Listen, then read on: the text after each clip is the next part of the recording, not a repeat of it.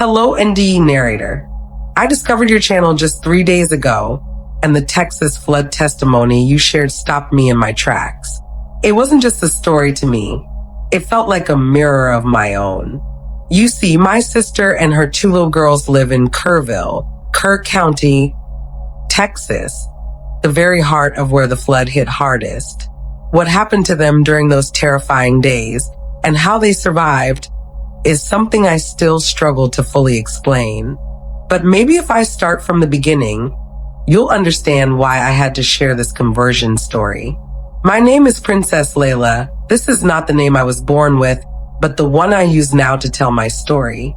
In truth, I cannot give you my real name because where I come from, even speaking these words aloud could cost me everything. My family, my freedom, even my life.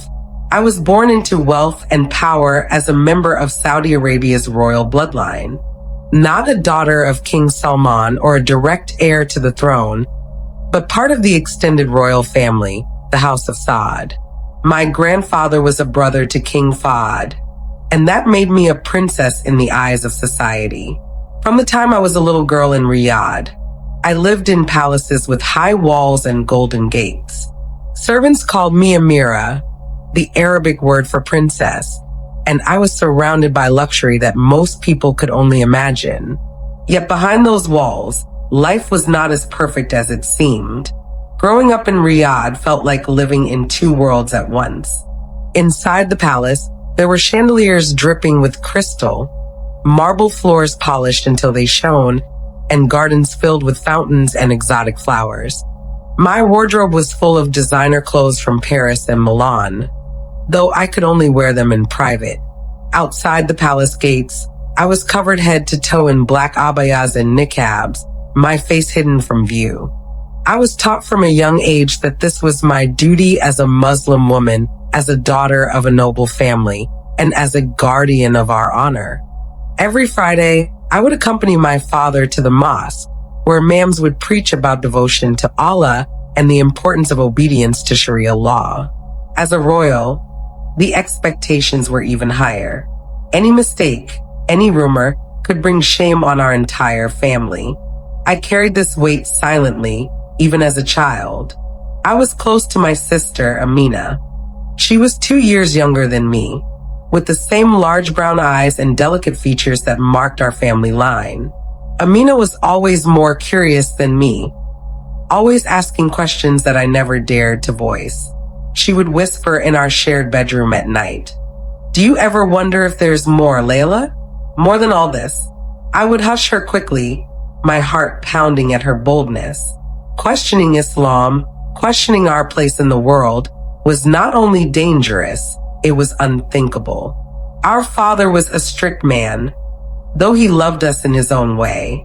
He would bring us sweets from Jeddah on his business trips and tell us stories of our ancestors who built the kingdom.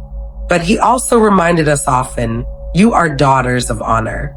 Never forget who you are and never disgrace Allah." I wanted so badly to make him proud, even as my soul felt increasingly empty. As we grew older, Amina married a Saudi man who later moved with her to Texas for his medical career. It was a shock to the family at first, but her husband's position made it acceptable. She settled in Kerrville, a quiet city in Kerr County surrounded by rolling hills and rivers. She would send me photos of her 2 little daughters playing in the Texan sun, their faces glowing with laughter. I missed her terribly, but I was glad she was happy. Meanwhile, I remained in Riyadh, surrounded by gold and jewels, yet feeling more like a prisoner than a princess.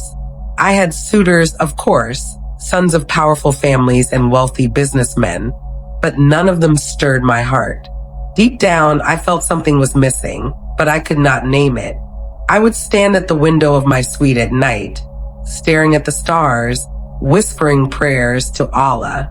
But even as I prayed, there was a hollow space inside me that no words could fill. In Saudi Arabia, we are taught that Islam is the only truth. From childhood, we memorize the Quran, recite the Shahada, and fast during Ramadan.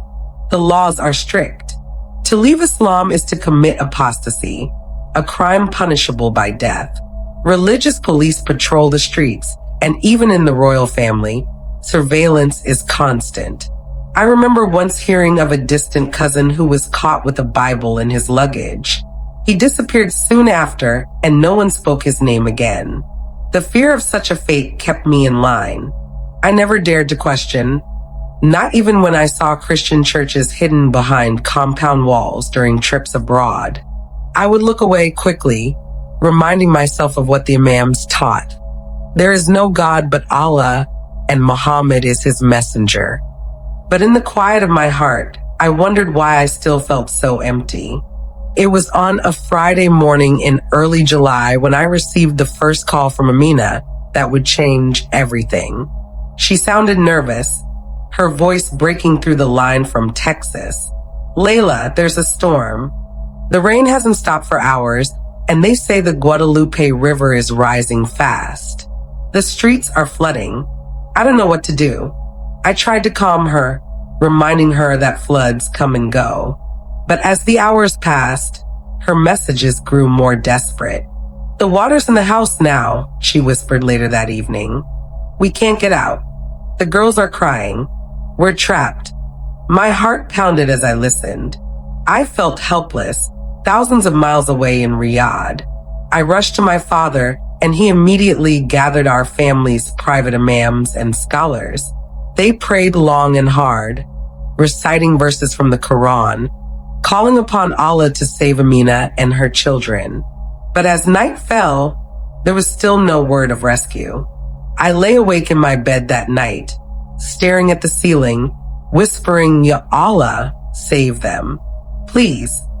The sound of my phone ringing startled me out of a restless sleep. It was just after dawn on Friday, July 4th, and Amina's name flashed on the screen. Her voice was shaking, almost unrecognizable. "Layla, it's getting worse. The rain hasn't stopped since last night. The water's rising fast outside the house." I sat up quickly, my heart racing. From the window of my Riyadh bedroom, I could see the desert sun rising over dry, golden sand, but halfway across the world, my sister was surrounded by water. "Are you safe? Is Ahmed with you?" I asked. But she explained that her husband had been called to assist at the hospital before the roads were closed. Now she was alone with her two daughters, Salma and Yasmin, ages 6 and 3. The girls were crying in the background, their tiny voices making my chest tighten with fear. As the hours passed, Amina continued to call, sending me photos and videos of their street in Kerrville. The once quiet neighborhood was now a river, cars half submerged, furniture floating past windows. "Layla, the water is coming into the living room. It's knee-high now," she whispered during one call. I could hear the panic in her breathing as she tried to sound calm for the sake of her daughters. I turned on the television in my suite, switching between international channels. The news confirmed that Central Texas was experiencing historic flooding, with Kerrville among the hardest hit areas. Reporters spoke of overwhelmed emergency services and rising fatalities. My hands trembled as I scrolled through social media updates from Kerr County residents begging for help, some stuck in their attics or clinging to rooftops. Unable to bear the tension alone, I ran down the marble staircase to find my father in his study. "Baba, it's Amina. She and the girls are trapped. The floodwaters are inside the house," I cried. His face darkened as he set down his coffee cup. Without hesitation, he ordered his aides to contact our family's imams and religious scholars. Within an hour, 4 respected men in flowing white thobes and red checkered gutras arrived at the palace. They gathered in the prayer room, sitting cross-legged on rich Persian carpets as they opened Qurans and began to recite verses aloud. I sat just outside the door, my fingers nervously clutching my prayer beads. "Inna lillahi wa inna ilaihi raji'un," I whispered repeatedly under my breath, pleading for Allah's mercy. The imams chanted for hours, their voices rising and falling like waves themselves. My father fasted that day as a sign of humility before Allah, urging me and the women of the house to do the same. We prayed Salat al-Hajjah, the prayer of need, asking Allah to intervene and protect our family. Yet every time I called Amina, her situation grew worse. Layla, the water is at my waist now. Salma and Yasmin are shivering. I put them on the kitchen counter, but I don't know how long it will stay dry. Her words sent chills through me despite the Riyadh heat. My father paced outside the prayer room, occasionally answering calls from contacts in Texas. But even with his influence, the roads around Kerrville were closed and rescue teams were overwhelmed. By evening, reports of more deaths flooded my phone. Entire families swept away in the raging waters. Videos surfaced of people clinging to trees as currents tore at their legs. I tried to stay strong for Amina, but my own tears fell silently as I listened to her voice notes, often interrupted by static and the sound of rushing water. If the power goes out, my phone will die. I'm so scared, Layla. What will happen to us? She whispered during one message. I wanted to scream, to break down the walls of the palace and fly to her, but all I could do was pray. I joined my father and the imams for evening prayers, kneeling on the soft carpet as their Arabic chants filled the air. Ya Allah, save them. Don't let them die like this, I begged silently, pressing my forehead to the ground. The night stretched on endlessly. I sat in my bedroom, staring at my phone screen, willing it to light up with a message from Amina. Every vibration made my heart leap, but each time it was only news alerts about the Texas flood. Emergency services had issued mandatory evacuations in parts of Kerr County, but many residents were trapped with no way out. I tried calling Amina again, but this time there was no answer. Her phone went straight to voicemail. A wave of dread washed over me, and I clutched my prayer beads tighter. Astaghfirullah, astaghfirullah, I whispered over and over, asking for forgiveness and help. In the silence of my royal chamber, I felt smaller than I ever had before. For the first time in my life, all the wealth and power of my family seemed completely useless. As the early hours of July 5th approached, I still had no word from Amina. I could no longer hold back my sobs, burying my face in the pillow to muffle the sound.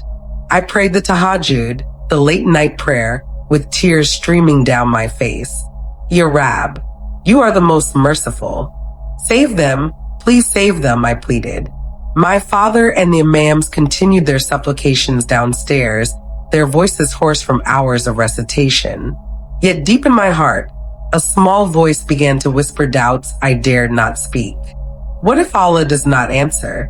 What if they are already gone? I shook the thoughts away, terrified of my own mind. But as I curled up on the floor beside my bed, exhausted and helpless, I felt the first cracks in my faith begin to form. I don't remember when sleep finally came, but I know it wasn't peaceful. My body was heavy with exhaustion after a long night of prayers and tears, my mind still replaying Amina's last message on a loop. The image of her sitting on the kitchen counter, clutching Salma and Yasmin as water swirled around their little legs, haunted me. I whispered more duas, clutching my prayer beads until my fingers ached before my eyelids finally gave way. In the dream, I was standing in one of our palace gardens under the soft glow of the moonlight. The jasmine flowers released their sweet scent into the air, but my chest felt tight, like a great weight pressed down on me. Beside me stood Noor, my childhood servant and closest confidant. She had raised me more like a second mother, gentle and wise in a way that made me feel safe even now as an adult. Noor turned to me with eyes full of compassion, her hands clasped in front of her as though she too carried a burden. Layla, she said softly, her voice almost a whisper. You have prayed to Allah. You have asked the imams. But why don't you call on Jesus? Perhaps he will hear you. Her words struck me like a sudden wind. I stared at her, unable to speak, my lips parted in shock. Jesus? The prophet we were taught to respect, but not to worship. Noor's eyes did not waver. I know you are afraid, she continued, her voice so calm it felt like an embrace. But what if he really is who they say he is? What if he can save Amina and the children? I wanted to argue, to say this was impossible, but no sound came from my mouth. I felt as if I was frozen in place. Suddenly, I woke up. My heart was pounding so hard it hurt, my nightgown clinging to my skin from sweat. I sat up in bed, staring into the darkness of my room, struggling to catch my breath. The image of Noor's face lingered in my mind, her voice echoing like a song I couldn't shake off. Why don't you call on Jesus? Perhaps he will hear you. I pressed my hands over my ears, as if I could stop the memory from replaying, but it wouldn't leave me. I glanced at the prayer mat still laid out on the marble floor from my earlier supplications. Was this dream a test? Or worse, was it a whisper from Shaitan trying to lead me astray? In my world, even entertaining such a thought was unthinkable, a betrayal of everything I had been taught since birth. Yet beneath my fear, there was another feeling rising, desperation. I lay back down, pulling the heavy silk blanket around me, but sleep refused to return. My thoughts churned like the floodwaters in Texas. I remembered the sermons from the mosque, the words of our family imams, the endless warnings against shirk, associating partners with Allah. How could I, a daughter of the house of Saad, even think such a thing? If anyone knew, they would say I was committing kafir, unbelief, a sin so great it could never be forgiven. But then I thought of Amina, alone in a house filling with water, her daughters clinging to her neck. I thought of how my father's prayers and the imam's Quranic recitations had done nothing so far. Maybe Noor's words were just a dream born of my exhaustion and grief. Or maybe, just maybe, they were something more. By the time the morning call to prayer echoed across Riyadh, I hadn't moved from my bed. My eyes were red from crying, my body aching with tension. My phone lay beside me, silent and cold.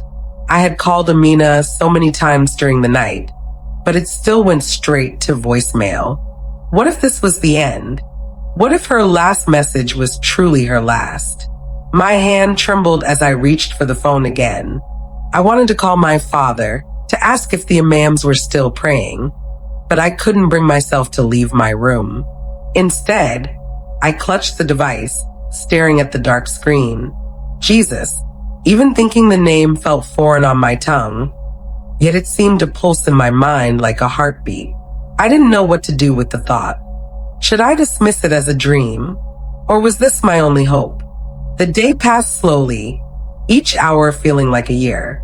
I stayed in my room, refusing meals and ignoring the knocks on my door from the palace maids. I prayed as much as I could, repeating surahs, trying to calm the fear gnawing at my chest. But deep down, a strange curiosity had begun to grow, a fragile seed of wonder. I remembered trips abroad as a child, walking past churches in Europe with their tall steeples and stained glass windows. I remembered once asking my father why Christians prayed so differently. They are misguided, he said sharply. They worship a man, not God. That answer had satisfied me then.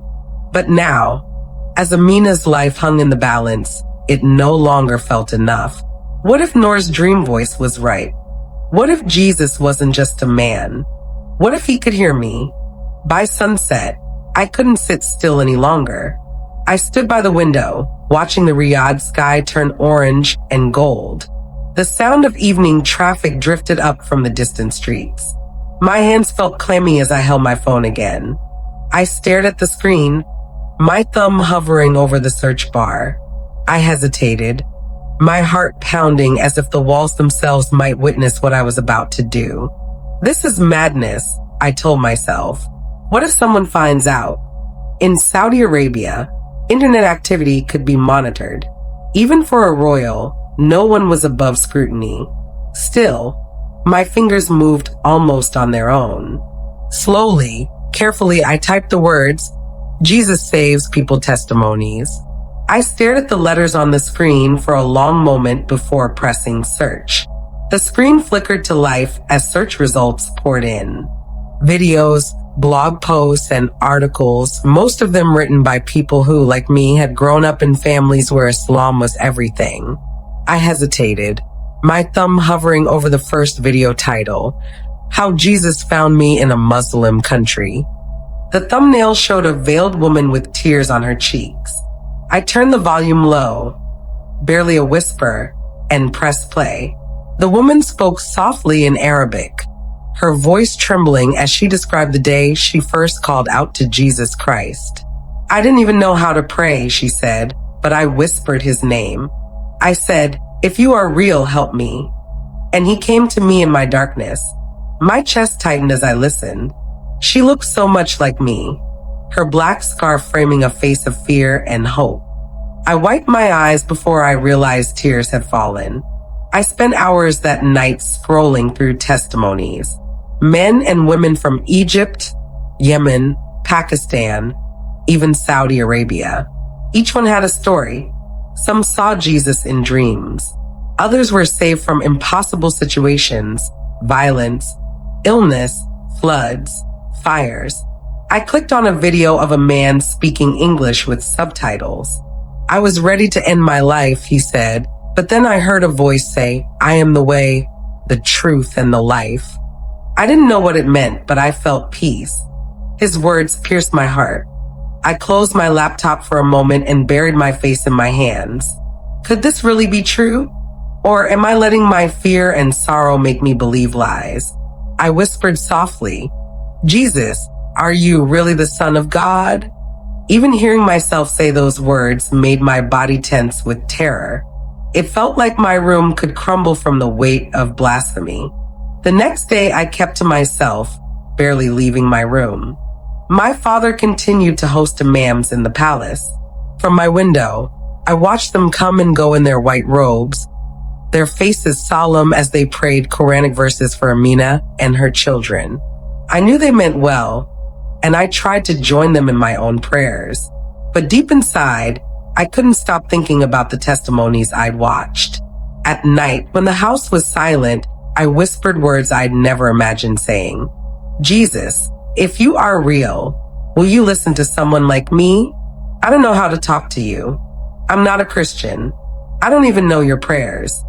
My voice shook as I sat cross-legged on the floor, staring at the moonlight spilling through the curtains. For hours, I struggled to form words. I didn't know where to begin. I remembered how Christians in the videos folded their hands or raised them to the sky. Should I do the same? Instead, I pressed my palms together and whispered in Arabic, "Jesus, I am desperate. I can't lose my sister. I can't lose Salma and Yasmin. If you are who they say you are, show me." I waited in silence, half expecting to hear a voice or see a vision. But there was nothing, only the quiet hum of the air conditioner. My tears fell freely as I continued, switching to English. "Jesus, if you save Amina and her children, I will give my life to you. I don't know what that means yet, but I promise. Please, save them." I felt foolish as soon as the words left my lips. What was I doing? Making deals with a prophet Christians claimed was God. The days that followed were agonizing. Every morning, I checked my phone before even getting out of bed, praying for a missed call or message. Nothing. My father's face grew more drawn as the imams reported no change. "Perhaps Allah tests us," one said gravely. "We must persevere in prayer." I nodded silently, but my heart felt heavier each hour. I couldn't tell them about my secret prayers to Jesus. They would see it as kafir, the greatest sin. Even Noor, if she were truly here and not just a dream, might caution me to stay silent. I spent more time watching Christian testimonies, feeling a strange mix of hope and shame. Some spoke of miraculous rescues, others of visions where Jesus appeared dressed in white, his hands outstretched. I found myself longing to see him, even as I scolded myself for such thoughts. You are a Muslim. You are royal. What are you doing? By July 7th, I had begun to lose hope. It had been 3 days since Amina's last message. Every time I called, her phone went straight to voicemail. The news from Texas grew more grim. Death toll rising, entire neighborhoods washed away. I tried to strengthen my faith, joining my father and the imams again for Salat al-Istisqa, the prayer for rain to stop and for protection. But even as I prostrated, my mind wandered back to the videos I had watched in secret. I felt torn between two worlds, one where Allah was silent and distant, and another where Jesus supposedly came near to save. At night, I prayed again, this time speaking more boldly. Jesus, you see everything. You know where my sister is. Please send help. You don't have to save me. Just save them. But if you do, I will follow you. Somehow, the next day passed in suffocating silence. I didn't eat. I barely moved from my bed. My phone lay in my lap, and I stared at it for hours, waiting for it to light up. Nothing. I scrolled through Kerrville updates on Twitter, my stomach twisting at images of submerged houses and desperate families. I felt foolish now for praying to Jesus. I felt even more foolish for believing, for even one moment, that he might actually answer me. Your Rab, forgive me if I have offended you, I whispered into the empty room, though part of me wasn't sure anymore who I was speaking to. That night, I didn't even have the strength to cry. I curled into a ball on my bed, clutching my phone like a lifeline, and whispered one last time, Jesus, please, before falling into an uneasy sleep. The morning of July 8th felt heavier than the days before. I had barely slept, drifting in and out of dreams that left me more exhausted each time I woke. My phone lay on the bed beside me like a silent witness to my despair. I had lost count of how many times I'd tried to call Amina in the past 4 days, each attempt ending in the same dead tone. It was mid-morning when my father came to my room to check on me. His eyes were tired, his shoulders slumped beneath the weight of unanswered prayers and sleepless nights. We continued to pray, he said softly, placing a hand on my shoulder. The imams believe Allah will show his mercy. I nodded numbly, forcing a weak smile. But deep inside, I felt an aching hollowness. Even my secret prayers to Jesus had been met with silence. After my father left, I curled up against my pillow, clutching my phone. The hours crawled by as I stared at the blank screen, praying in whispers. Jesus, I don't know why I feel drawn to you, but if you are real, please don't let them die. The words felt dry now, like an echo in an empty cave. I had started to doubt myself, to wonder if I had only imagined the strange pull toward him in my desperation. Maybe I had been foolish. Maybe my people were right. Christians believed in a man, not God. Still, as I spoke his name in Arabic, Isa al-Masi, something in me stirred. My heart beat faster every time, as if it knew something my mind was too afraid to accept. It was around noon when the phone finally rang. The sound startled me so much I nearly dropped it. For a moment, I just stared at the screen, my hands trembling. Then I saw the caller ID, Amina. My breath caught in my throat. With a shaking finger, I answered. Amina. The line was full of static, and then I heard her voice, choking sobs, gasps for air. Layla. Oh, Layla, we're alive. Relief flooded me so sharply I couldn't hold back my own tears. Alhamdulillah. Amina, are you safe? Are the girls safe? She sniffled, her voice breaking as she spoke. Yes, Salma and Yasmin, they're with me. We're at a rescue center. Layla, you won't believe what happened. I pressed the phone harder to my ear, my whole body trembling. Amina's voice was raw, almost disbelieving as she recounted their escape. The water had risen to our chest, Layla. I thought it was over. The girls were crying, clinging to me, and I was so weak. I couldn't hold them anymore. I just told them to pray. I prayed too. Everything I knew. Every surah I could remember. But then she paused, her breath hitching. Then he came. My brows furrowed. Who came? A man, she whispered. I don't know from where. He just appeared inside the house. Tall, so tall. His clothes, they glowed, Layla. Like light was coming from him. My heart pounded in my ears. I didn't dare speak. He didn't say his name, Amina continued. He didn't even speak. He just smiled at me and I felt so calm, like everything was going to be all right. He took Salma and Yasmin into his arms, she said, her voice trembling, and motioned for me to follow. I don't know how, but the door opened and we stepped into the water. It was so high, Layla. But with him there, I wasn't afraid. He carried the girls, and I held onto his sleeve. He led us through streets I didn't even recognize. And when we reached the rescue center, I turned to thank him, but he was gone. Just gone. I sat frozen, tears streaming down my face. My lips trembled as I whispered, "You didn't see where he went?" No, Amina sobbed. One moment he was there and the next he wasn't. The volunteers asked how we got there. They said no one could have come through those streets. But we did. We're alive, Layla. Because of him. I pressed a hand to my mouth, muffling a sob. I knew. I didn't need Amina to say more. Deep down, I knew who had come for them. I had asked him.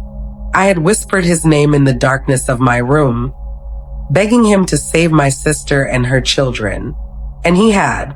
Jesus, the man in white glowing with light.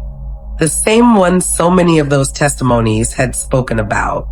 He had answered me, a woman in Riyadh, terrified and unworthy. My tears fell faster as I tried to steady my voice. Amina, I'm so grateful. I can't even. I couldn't finish. She didn't notice. She was still crying, still thanking God in the only way she knew how. When the call ended, I set the phone down on my lap and stared at my shaking hands. My father and the imams were still gathered in the prayer hall, reciting verses and supplications. But I knew the truth. Their prayers hadn't brought this miracle. It was Jesus who had come through the floodwaters, who had carried my nieces to safety. My chest heaved as I struggled to breathe. It felt as though my entire world had shifted in an instant, like the foundation beneath me had cracked open. I slid off the bed and onto the floor, my knees hitting the cold marble tiles. For a long moment, I couldn't speak. I could only weep. Finally, with trembling lips, I whispered into the silence of my room, "I am yours, Jesus. I am yours." The words felt foreign yet strangely right. You saved them. You heard me. You answered. I don't know what to do now, but I will follow you. My tears blur everything around me. In that moment, I wasn't a princess. I wasn't even Layla. I was just a woman on her knees, surrendering her heart to the one who had rescued her family. For the first time in my life, I felt a peace that no prayer rug, no Quranic verse, no earthly comfort had ever given me. The hours after that phone call felt like a strange blur of emotions, relief, awe, fear, and something new I couldn't put into words. I stayed on the floor long after whispering my surrender to Jesus, my tears drying on my cheeks. Outside, the palace was alive with muted conversations. I heard my father's deep voice speaking to an imam in the hall, praising Allah for saving Amina and the girls. But in my heart, I knew. I knew it wasn't the prayers of the imams, or the Quranic verses, or the fasting. It was Jesus, Isa al-Masih, the one I had dared to call on in my desperation. The realization was both beautiful and terrifying. I had stepped into a new world, and there was no turning back. Yet in Saudi Arabia, being found in this new world could cost me everything. My family, my title, my life. I started my new life cautiously, afraid of even my own shadow. Late at night, When the palace was silent and everyone else slept, I would sit up in bed with my phone's brightness turned down to the lowest level. My heart pounded as I searched for online Bibles, Christian articles, and worship songs in Arabic and English. I discovered a verse that pierced me like an arrow. "Come to me, all you who are weary and burdened, and I will give you rest." Matthew 11 verse 28. The words felt alive. I whispered them over and over, as if holding a fragile treasure. I began to memorize small passages, hiding them in my heart. It felt dangerous, more dangerous than anything I had ever done, but also right. For the first time in my life, I wasn't simply reciting words. I was speaking to someone who listened, who loved me. Fear followed me like a shadow. Saudi Arabia was not a place for doubters, let alone converts. I had grown up hearing stories of people imprisoned or killed for leaving Islam. Apostasy was punishable by death under Sharia law. And as a relative of the royal family, my disgrace would bring shame not only on me, but on my father, my siblings, everyone connected to me. I couldn't even trust my closest friends. I practiced caution in everything. I never saved anything on my phone, relying on memory instead. When servants entered my room unexpectedly, I quickly switched screens or pretended to sleep. I felt like a spy in my own home. At times, guilt tore at me. Was I betraying Jesus by hiding? Was my faith real if I was too afraid to say it out loud? But in the quiet of my room, I felt his presence. Sometimes it came like a gentle warmth settling over me as I whispered prayers under my breath. Other times, it came in dreams. Once, I dreamt I was walking alone through a desert, the sun blazing down on me. I felt weak, thirsty, ready to collapse. Then I saw him tall, radiant, dressed in white. He reached out his hand and said in Arabic, "I am with you. Do not be afraid." I woke up with tears streaming down my face, my heart pounding in my chest. It wasn't just a dream. I knew it. He was speaking to me. That morning, I prayed softly, "Thank you, Jesus, for not leaving me alone." I said his name out loud for the first time in my life. It felt like stepping off a cliff and finding solid ground beneath my feet. Each day I grew bolder, not with people but with him. I started singing hymns in a whisper while bathing or dressing. I read parables in secret and marveled at Jesus' words. Love your enemies and pray for those who persecute you. That one made me pause for a long time. Could I really do that? Could I love those who would kill me if they knew the truth? But as I prayed, a strange peace came over me. I wasn't ready to stand in front of the world and say, "I am a follower of Christ." But I felt him saying, "It's okay." One step at a time. I found ways to let a little light shine, even in small ways. I treated the servants more kindly, speaking gently even when I was upset. I listened with compassion to people in the palace I had ignored before. One of the older housemaids noticed and said, "Princess, you have changed. You are softer now." I smiled but didn't answer. If only she knew why. At night, I whispered prayers for her too, and for my father, my sister, even the imams. I prayed they would one day meet Jesus the way I had. In my journal, I wrote a simple promise to him. One day I will tell the world. But until then, I will let my light shine in small ways. It was the only vow I could make. I didn't know what the future held. I didn't know how I would ever find courage to speak openly in this forbidden land. But I trusted him to guide me. For now, I was his in secret. One day, by his grace, I would be his in the open. The night of July 10th came with an air of stillness, so profound it felt almost holy. I had been in my room for hours, unable to sleep, staring at the carved ceiling above my bed as my heart wrestled between fear and wonder. For days, I had carried the weight of my secret faith like a fragile flame cupped in trembling hands. It was beautiful, yes, but also dangerous in this land where the name of Jesus was rarely spoken except to deny him. That evening, as I whispered his name softly into the silence, my eyes heavy from lack of rest, something extraordinary happened.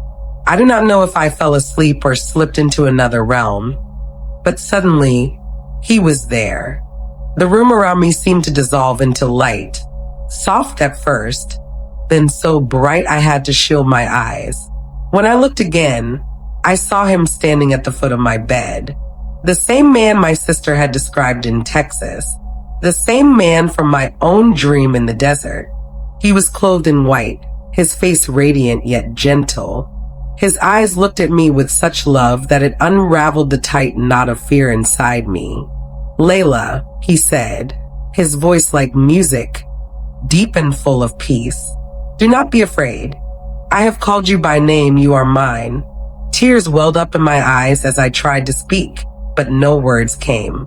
He stepped closer and I felt a warmth pour over me, like being wrapped in sunlight. "I will strengthen you. You are not alone in this place. My spirit is with you." Then, as suddenly as he appeared, the vision faded, and I found myself kneeling on my bedroom floor, my face wet with tears, whispering, "Thank you, Jesus. Thank you." The next morning, I woke with a courage I had never known before. For days I had hidden this new faith even from Amina, too afraid to speak the truth. But now I couldn't keep it in any longer. I took a deep breath and called her on a video chat, my hands trembling as the screen lit up with her face. She was in the kitchen of her temporary home in Kerrville, her daughters playing quietly behind her. "Layla," she said with a smile, "it's so good to see you. I still can't believe we're alive." I smiled back, my heart pounding.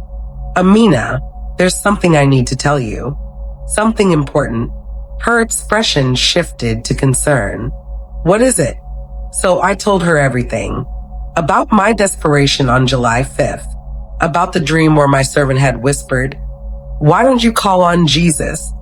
About my secret searches online, my whispered prayers in the night, and the deal I made. That if he saved her and her children, I would give him my life. I watched her eyes widen, her hand rising to cover her mouth. "Amina," I said softly, my voice breaking. "It was Jesus who came for you in the flood. It was him." She began to cry, shaking her head slowly as if trying to process it all. You believe in him now?" I nodded, tears falling freely. "Yes, and he's real. He loves us more than we can imagine. He saved you because he loves you too." For a long moment, we both wept in silence. Then I asked gently, "Amina, would you like to know him too? To give him your heart?" She looked away for a second, then back at me with tearful eyes. I don't know how." I smiled through my tears. "You don't need fancy words. Just tell him you believe. Tell him you need him." I led her in a simple prayer as her daughters peeked curiously from behind her. "Jesus, I believe you are Lord. I believe you saved us. Forgive me and make me yours." As she whispered the words, a deep peace seemed to settle over her face. When she opened her eyes, she was smiling through tears. "Layla, I feel light, like something heavy just left me." That night, after the call ended, I lay in bed and prayed for the rest of my family. For my father, who still believed his prayers to the imams had saved Amina. For my brothers and cousins, who carried the same strict faith I once did. "Lord," I whispered, "one day let them know you too. Show them your love in a way they cannot deny." I knew it might take years. Perhaps it would never happen in my lifetime, but I believed he could do it. After all, he had found me in this palace where no Bible was allowed, no cross was seen, and no church bells rang. In the days that followed, I began to think of quiet ways I could let his light shine. I started being more intentional with kindness, helping servants with their chores when no one was watching, speaking encouragement to women in my family who were weary from the pressures of royal life. I even found myself slipping into conversations, hints of a God who loves us unconditionally, not harshly, not demanding perfection. To some, it was just a strange idea. To others, I could see curiosity flicker in their eyes. Perhaps one day those small seeds would bloom. I still live in fear at times. A knock on my door can send my heart racing. The thought of discovery never leaves me completely. But then I remember his promise, I am with you always, even to the end of the age. And I whisper it to myself again and again. If you had told me a year ago that I would sit in this room and write these words, I would have laughed or cried in fear. I was born into a life of privilege, a palace princess in a land where tradition is everything and questioning faith is unthinkable. I knew the Quran by heart. I wore the veil with pride. I believed Islam was all there ever could be. But deep inside, I carried an emptiness I could never name. That emptiness drove me to desperation when my sister's life hung in the balance, surrounded by the rising floodwaters in Texas. I had no hope left when the imams' prayers brought no answer. And then came Jesus, a dream, a whisper, a desperate prayer I never believed he would hear. But he did. He heard. He came. He saved her. And he saved me. Today, my world is the same and yet completely different. I still wear the titles. I still walk the marble halls. But in my heart, I belong to him. My king is not of this world. His love holds me in a way no earthly power ever could. I still hide my faith for now, not out of shame, but because I know the cost here. But I am no longer afraid. I know whom I have believed. To you reading this, maybe you're like me once, full of questions, full of fear. Maybe you're in a place where speaking the name of Jesus is dangerous. Or maybe you think he couldn't possibly care about you. But I am here to tell you he does. He came for me in my palace. He came for my sister in the flood. And he will come for you wherever you are. I don't know what tomorrow holds. I don't know how or when I will stand openly for him.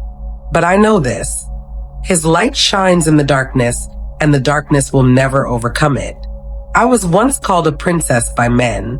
Now, I am a daughter of the King of Kings. And one day, the walls of this palace will echo with his name. Until then, my candle will keep burning, quietly, faithfully, for him.